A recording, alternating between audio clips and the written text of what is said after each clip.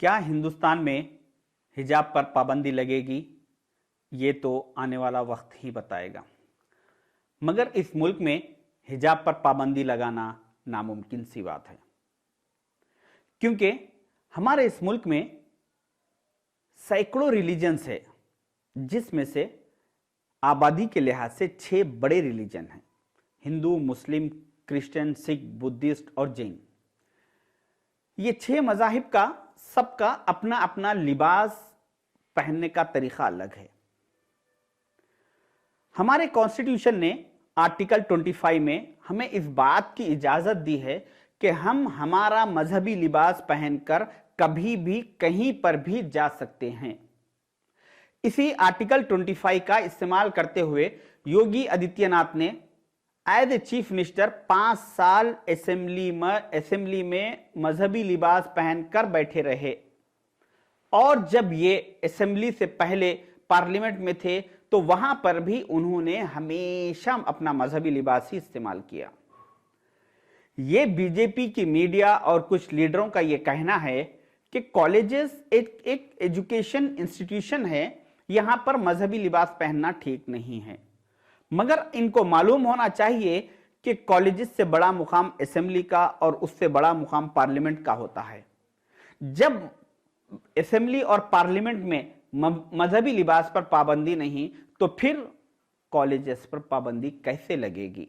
वैसे भी जो हमारी हिंदू बहनें मैरिड है, इन कॉलेजेस में पढ़ती है या पढ़ाती है, वो हमेशा मंगलसूत्र और मांग में सिंदूर इस्तेमाल करती है। अगर कर्नाटक हाई कोर्ट ने रिलीजियस आइडेंटिफिकेशन के तहत पाबंदी लगा दी, तो फिर बीजेपी इन हमारी हिंदू बहनों के मंगलसूत्र का और मांग में सिंदूर का क्या करेगी? और फिर सिख भाइयों की पगड़ी का क्या करेंगे? और फिर क्रिश्चियंस के क्रॉस मार्क का क्या करेंगे? तो ये नामुमकिन सी बात है। हमारे मुल्क में जैनिज्म एक मजहब है जिसके कुछ बड़े लोग सारी जिंदगी बगैर कपड़ों के गुजारते हैं, यानी वो जिंदगी में कभी भी कोई कपड़ा नहीं पहनते। हमें उन पर एतराज भी नहीं करना चाहिए, क्योंकि ये उनका मजहबी इख्तियार है, हमें उनसे कोई एतराज नहीं। जैन मजहब के जो बड़े गुरु है तरुण सागर जी, ये कहीं पर भी जाए और कहीं से भी आए, ये हमेशा बगैर कपड़ों के ही रहते हैं। यहां तक कि इंडिया टीवी के एक शो आपकी अदालत में जब इन्हें बुलाया गया तो ये वहां पर भी बगैर कपड़ों के ही गए। तो जब इस मुल्क में बगैर कपड़ों के फिरने वालों पर कोई पाबंदी नहीं, तो फिर सर पे कपड़ा ओढ़ने वालों पर कैसे पाबंदी लगाएंगे?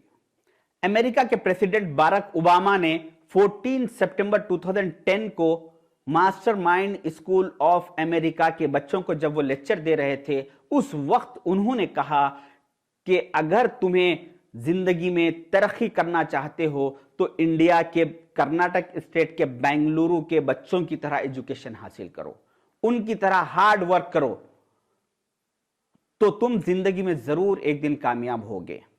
Bangalore, India, are working harder than ever and doing better than ever. Your success in school is not just going to determine your success, it's going to determine America's success in the 21st century. तो कांग्रेस का एक दौर था कि कांग्रेस ने education पर इतना काम किया, कर्नाटक में एक super power of the world के प्रेसिडेंट उस स्टेट की, उस सिटी की मिसाल दिया करते थे एजुकेशन की। और आज एक दौर है बीजेपी का जहां पर उसी अमेरिका की पार्लियामेंट में जब जो है सो हमारे हिजाब के इंडिया के इशू पर बात होती है तो वहां पर शेम शेम के नारे लगाए जाते हैं। उसी स्टेट कर्नाटक बेंगलुरु में बीजेपी फिरका परस्ती की तरफ, बदनामगी की तरफ, बेइज्जती की तरफ लेकर जा रही है। तो वही दौर था कांग्रेस का जहां पर कांग्रेस ने एजुकेशन की तरफ, इज्जत की तरफ, नाम की तरफ लेकर गए।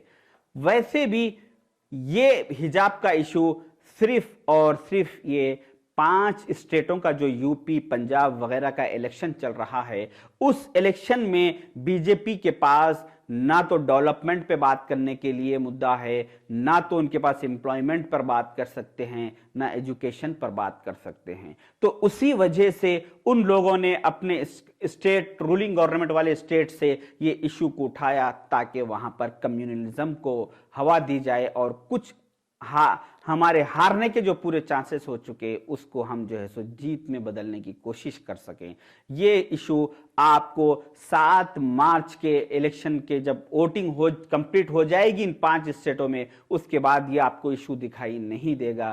सिर्फ और सिर्फ ये बीजेपी का एक टारगेट है कि वो एक इलेक्शन के वक्त एक इशू बनाना चाहते हैं, इससे बढ़कर और ये कुछ नहीं है। Thank you.